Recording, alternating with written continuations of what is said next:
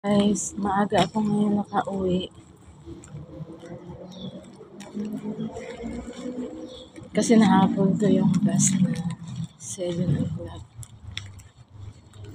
So, nandito na ako sa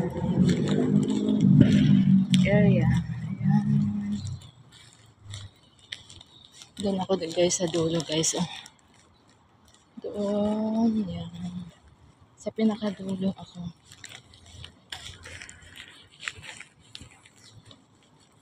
Kasi minsan pag hindi ko nahabol yung bus na 7 o'clock, aabutin ako ng 9 o'clock ng gabi. So ngayon 7 o'clock guys, maliwanag pa dito sa amin.